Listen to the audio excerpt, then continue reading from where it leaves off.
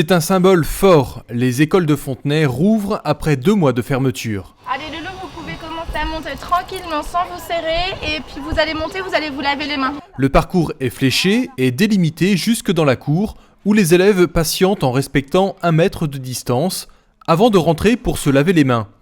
Des gestes qu'ils devront répéter une dizaine de fois dans la journée. Les écoles se sont organisées pour faire respecter les gestes barrières. On a échelonné les récréations, donc on a 3 récréations avec des zones définies par classe. Au niveau des classes, on a tous espacé nos bureaux. Alors là où il y a une croix, on n'a pas le droit de s'asseoir. Et là où il n'y a pas de croix, on a le droit de s'asseoir.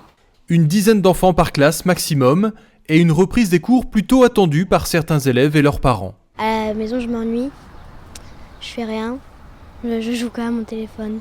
Pour des enfants qui ont un peu de difficultés, c'est beaucoup mieux à l'école qu'à la maison, parce qu'à la maison, ils ne comprennent pas très bien les devoirs et à l'école, avec la maîtresse, c'est beaucoup mieux.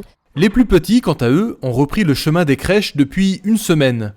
Avant de rentrer, prise de température obligatoire et petit questionnaire de santé. Est-ce qu'il y a eu des symptômes de Covid à la maison? Non. Est-ce que les enfants ont eu de la fièvre ce week-end? Non. Pas de tout? Non. J'ai pas d'angoisse. De toute façon, il faut bien que la vie reprenne aussi. Donc voilà, il faut bien reprendre le travail.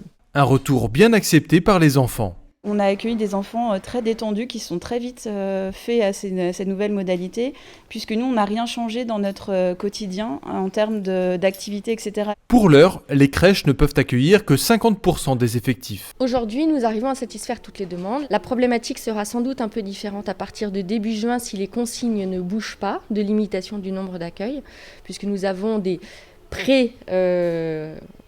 réservations, on va dire, de la part de familles qui vont au-delà de nos capacités. La ville devra donc appliquer les règles de priorité d'accueil pour continuer à respecter les préconisations sanitaires.